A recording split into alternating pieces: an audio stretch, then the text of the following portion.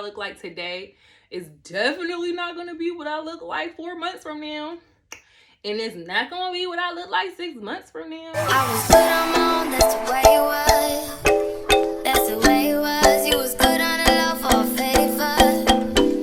I'm so faded love. What is up, YouTube? It is your girl, Uniquely Shanique, and I am back here with yet another video. So, it has officially been 28 days since I had surgery. Like, oh my God, this time has really flown by. I can't believe we're here already. Super excited to be here.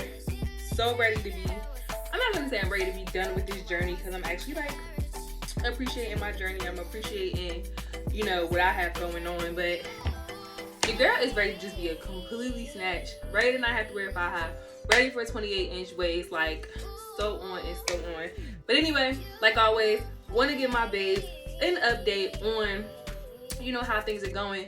Any female that is considering surgery, whether it's around 1 or around 2, that's out here looking for information, wanted to come to you guys with some I'm not gonna say complications, I'm gonna say hiccups. Coming to you guys with some hiccups that I've experienced since my last video. And then also, I've been getting like a lot of questions around surgery and finding doctors, etc., etc. But there are like 4 specific questions that I get asked a lot. So I wanted to jump into those questions, answer them once and for all as well. So I'm gonna actually start with these questions. So like I said, there's 4 questions that I get all this time. So I just want to answer some of them questions. So first question that I get a lot, and it's like so funny, is why don't I show my butt off more on social media? Weirdest question ever. So apparently everyone thinks that if you get a BBL, it's because you want to have like your ass out on social media, I guess. I don't know. If you follow me on any platform, you know that the booty be showing no matter what shape I was. So that could be a reason why everybody's like shocked that I'm not like face down, ass up on social media. I don't know. But anyway, I get that question a lot. Like, okay, you got a BBL, but you're not showing your results. Like, what was the purpose of getting surgery? So now I'm going to speak 100% from my position and why I got surgery and how I feel about my results, etc. And completely understanding that this isn't the same for some girls. So you have 2 types of girls that get BBLs, plastic surgery, whatever. You have one set of girls that want like this Instagram model, video vixen like shape, and you know, maybe they get the shape for their own reasons. You know, maybe they get the shape because they want to build a brand and they want to have a certain look. Maybe they get the shape because they're trying to fit a specific, you know, narrative. Maybe they're exotic dancers, whatever the case may be. And so you do have girls who purposely get surgery and they go for those looks for that reason. But then on the other hand, you have other girls who get these surgeries simply because they want to enhance what they already have.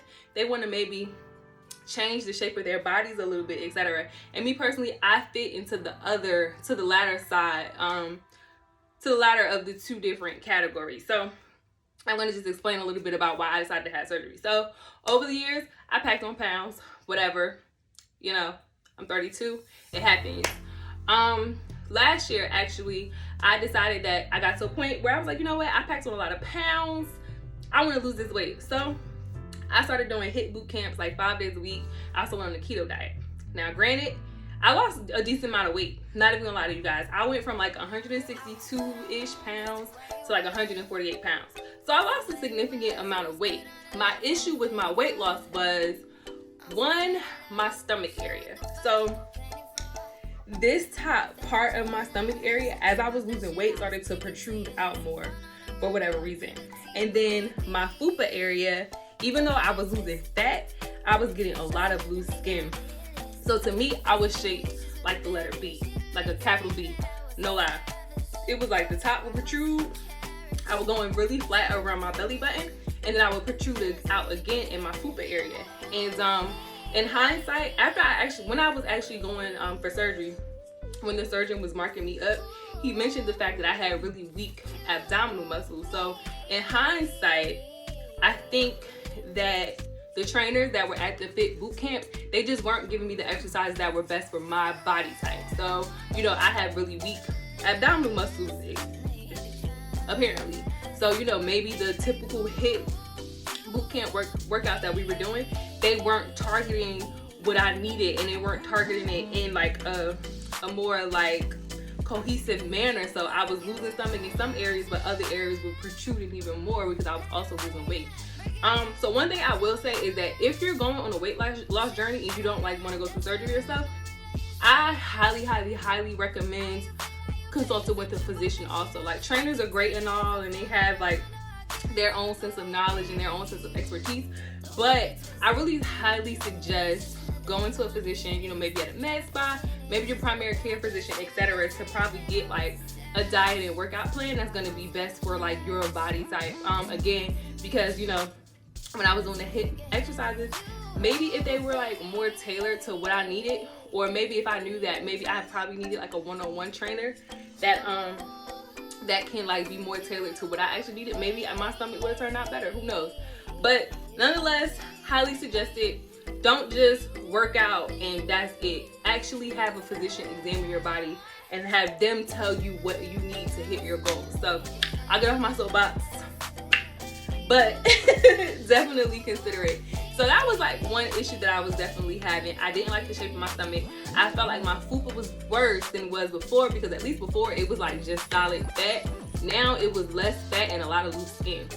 So I would wear certain outfits and my fupa would actually look bigger than what it was, simply because I had all this loose skin. It would bubble up, etc. It was just a mess. So I always flirted with the idea of plastic surgery. I remember being in high school wanting breast implants. I remember being like early 20s, wanting like butt shots. I remember wanting butt implants at one point in time. I remember wanting a nose job at one point in time. So like the possibility of like plastic surgery was always in the back of my mind. But after I lost the weight that I lost, like lipo, it kind of pushed me more towards like, okay, you know what? I have to get lipo. Like, I can't do this.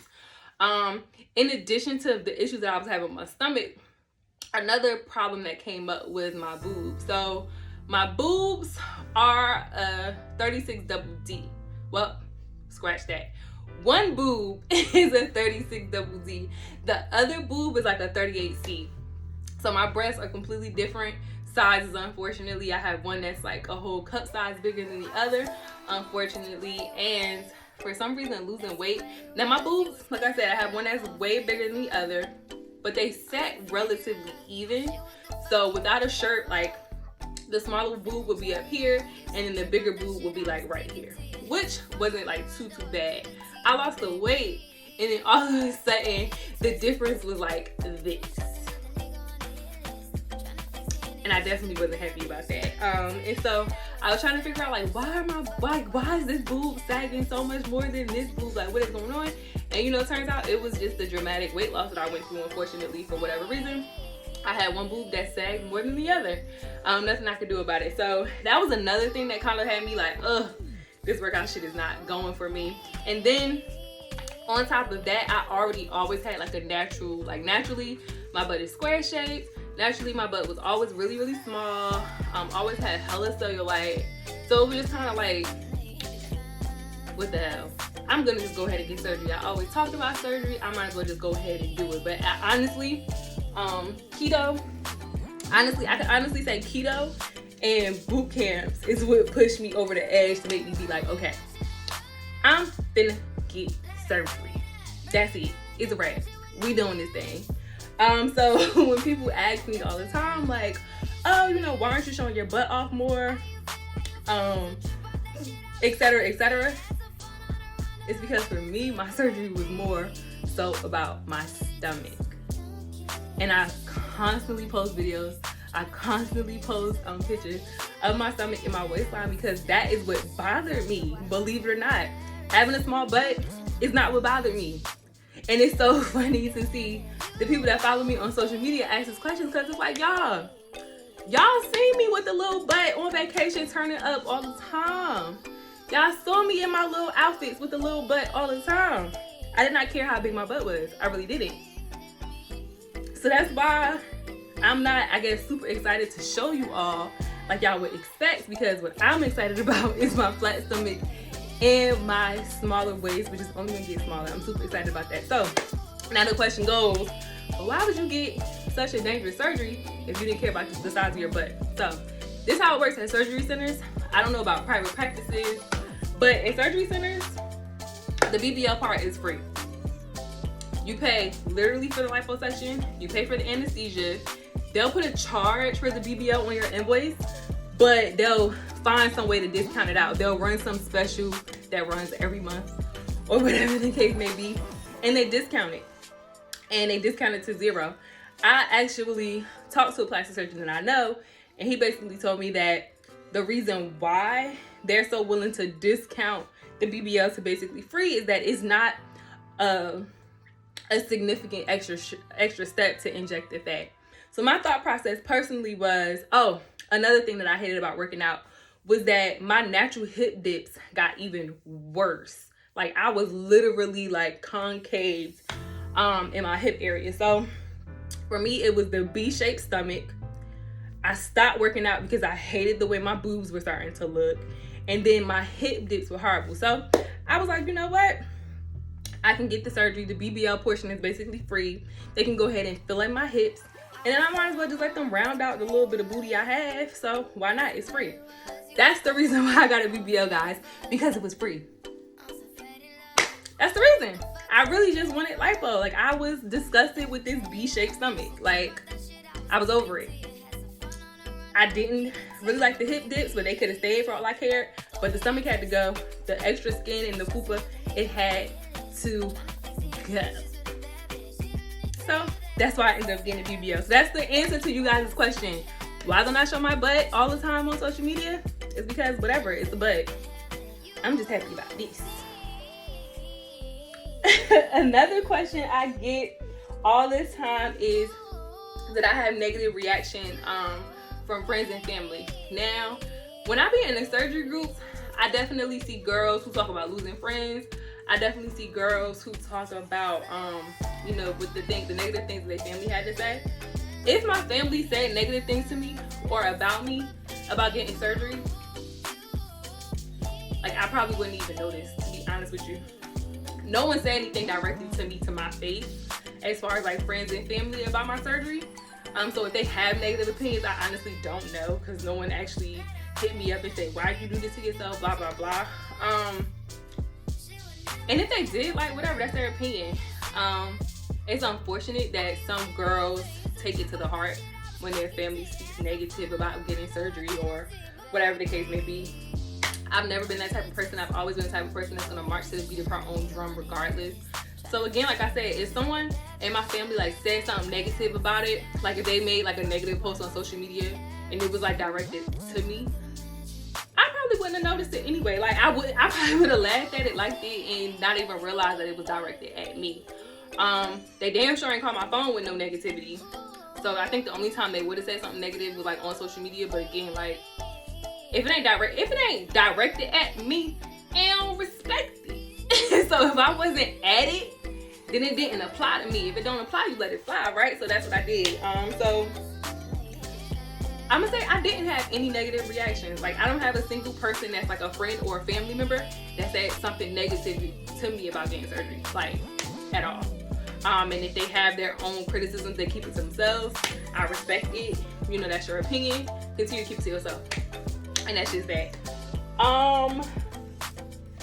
And then also I have girls who want to get surgery, but they realize that there's a negative stigma around girls that get surgery. And like I had females ask me like, well, how do you deal with that? Like, how do you deal with like the subliminal messaging that you'll see on social media?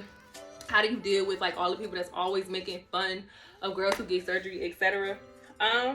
There's a few different things. One, the same people I be seeing posting memes and shit, laughing at girls who get surgery, also be in my DMs, either telling me how good I look or asking me about like how I found my doctor, how much it costs, etc. So that's one thing. I learned that it's more people that actually want surgery than you expect. Like they might laugh about it, they might talk shit about it on social media, but secretly they want surgery their damn selves. And so that's my thing, like whatever. And then also, like it is what it is. I think everybody assumes that you get surgery because you want to look like some Instagram model, and a lot of us really don't. You know, there's a lot of girls who ask for surgery and get natural looks. It's a lot of us that just want enhancements. They just want, you know, changes to their shape, and that's perfectly fine. Nip and tucks are perfectly fine. Like, I think it's a completely different thing when you want to like 100% change like your face and completely change your body, etc., etc. But fixing things, if your butt is shaped wrong because of years of sitting at a desk job and you decide that you want to add some plumpness to it, sis, go add some plumpness. If you got a big ass fupa and hella extra skin and you want to get rid of it, sis, go ahead and get rid of it. If you're like me and you have one titty that's down to your belly button and the other one that's on your chin and you want to go get your boobs fixed, girl, go get your boobs fixed, because best believe 2022, my boobs are going to get fixed as well. I would have did it all in one surgery, but the doctor refused to. But the dog ears are also going to get fixed. So sis, if you want to get your dog ears fixed, go ahead and fix them. And that's just how I feel. Like, it is what it is. And another question I get is, how did I decide on what doctor I was going to go with? And it was 100% based off of me looking at the work that he did on other girls. Specifically girls that had similar body shapes to me. Like I told y'all before, I was shaped like a pear. I started working out and I had like an uppercase V going on in the front. And so I like literally just watched other girls that he did that were shaped like that, and I liked their results. You know, they had these like vixen bodies, but they didn't look like Instagram dramatic. And so that's why I picked them. And that's basically what it is. Yeah, I mean, again, if surgery is what makes you happy, sis, like, go ahead and get surgery. Fuck what they have to say on social media. Fuck what your friends or your family might have to say. Again, I'm fortunate because I've had negative comments on social media. I'm not gonna lie. I definitely have, but it's kind of like, you don't know me. You don't know my life story. Like, who gives a fuck what you think? And then like negative comments from friends and family, like luckily I didn't have that. The family members and the friends that have commented on it has always been positive. All of them, to my knowledge, only cared about me being safe and me coming out of surgery unharmed. So yeah, that's it.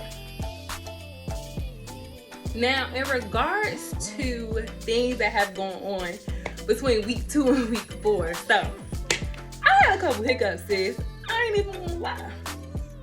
This recovery stuff is kind of hard to get used to.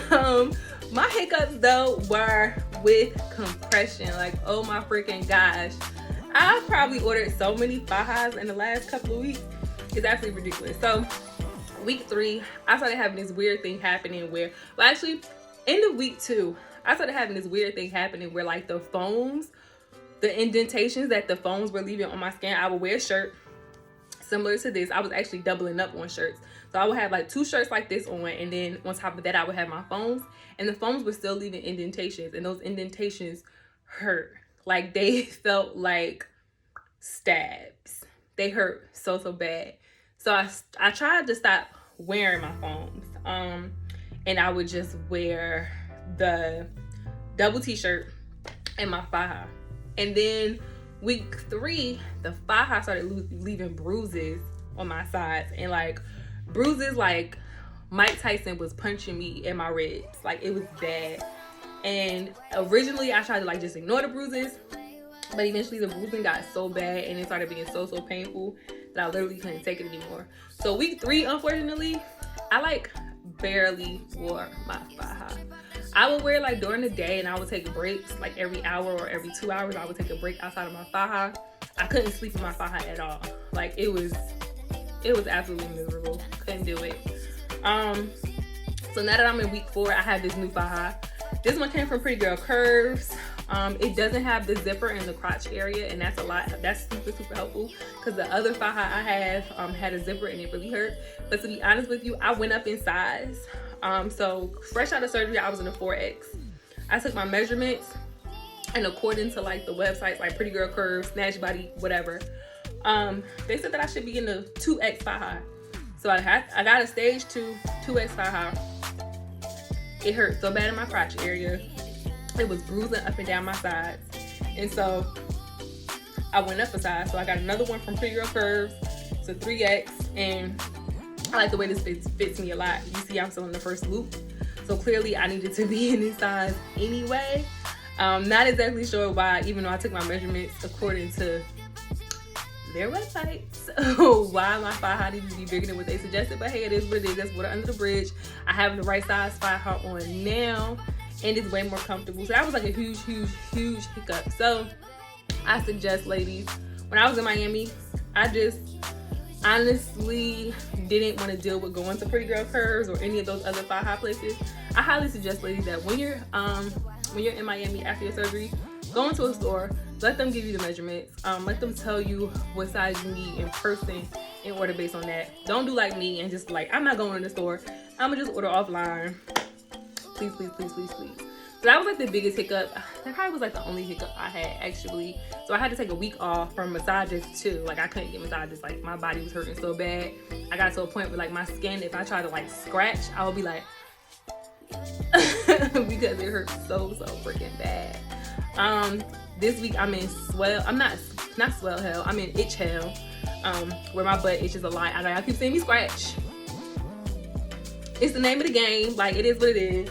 But what I've been doing, let me show you. I've been doing this when I start itching is spraying this Dermaplast on me, like literally, like,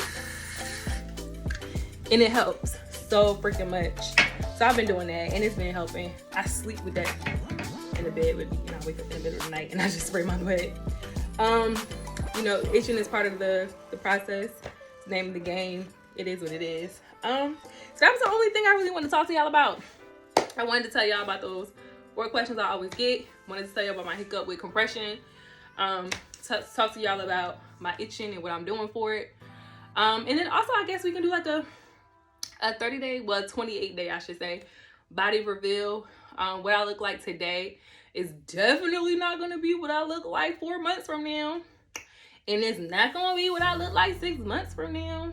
But I just want to kind of give you guys a feel of what your girl is working with. So I'll show you in the thigh, and then so this is what I'm looking like in the thigh. Again, this one came from Pretty Girl Curves.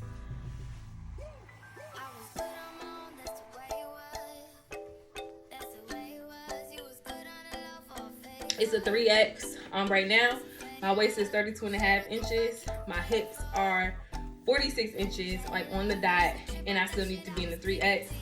Again, I'm on the first row of hooks, and it fits really good. Like y'all probably hear my labor breathing because it's definitely compressing the heck out of me. It's gonna take a couple days to break in, so that's fine. And I'm like, in a couple of days I won't be that way, and then hopefully by the end of the week I'll probably be on row 2. So we will see. And then I'll show you like the body. So let me go put on something a little revealing so y'all can see what I'm working with. Keep in mind, bear in mind that I ate not too long ago, so your girl's a little bloated, just a little bit. Don't get it twisted though, because I'm getting snatched. So I'll be right back. Okay, and this is what I look like at 4 weeks post-op. Still a lot of swelling and hardness in my lower abdomen. Still a lot of swelling right here. I have a lot of swelling on my side as well, but overall I'm happy. This incision mark, I absolutely cannot stand. I hope it gets better. The incision that's over here doesn't look too bad. I've been putting bio oil on it. This is what I look like from the side. So remember how I was telling y'all that like I have like this protruding type top stomach? Right now it's all swelling, so once I get that to go out, hopefully it'll be better. I massage myself twice a day. I'm getting massages twice a week. So just trust in the process, like they like to say. This is me from the other side. I'm almost neat in the shade, so y'all ignore that. Again, protruding. I have more lumps, little lumpy, Lumpty Dumpty. Well, actually it's Humpty Dumpty, but y'all know what I'm saying. But again, as I continue to get massages, hopefully things get better. Gave me a little bit of hips. I had number 4. Like I mentioned, I have like these little hip dips. They're still there. Hip dips are the hardest things to fill in. So I'm not mad that they're still there. They're better looking than what they were. Like I mentioned, from working out, they got really bad. So he filled them in some, but hey, he's only but so much he can do. He's not a magician. I personally did not want thigh lipo. I like having thick legs. I never realized how big my legs were until I actually had surgery, and I realized like, oh, I am shapely at the bottom. So I appreciate my thick thighs. They rub together. It is what it is. I don't care. Yeah, and that's my results. Little cellulite, like I mentioned. I always had a lumpy booty. I like my cellulite. I feel like it makes my booty look that much more natural. I have no major beefs with it. But yeah, that's the end of today's video. Again, I hit my 28-day mark. Super excited. Recovery's going pretty well. I can't even lie. Once I get compressed more, continue with my massages, it's gonna just get even better. But like compared to what I looked like before, maybe I'll try to really expose myself and put pictures of myself or what I look like before at the end of this video so that y'all can see like it's a big freaking difference. Yeah, so that's it. That's what I'm working with. Booty ain't even dramatic. People be thinking that I got some big old video vixen booty and I didn't. It really isn't that bad. It goes on my legs. I'm not gonna turn all the way around because I don't know like how much in panties and bras and stuff I could be on YouTube, so that's why I'm not turning it all the way around. Maybe I'll look it up in the next video. If it is allowed, I'll turn it all the way around so y'all can see. But as always, my beautiful babes, I appreciate y'all for watching this video. Don't forget to like, comment, and subscribe. Any questions, feel free, leave them in the comment section. Hit me up on any of my social media platforms. They will be linked below. And yeah, it is what it is. Y'all have a good night.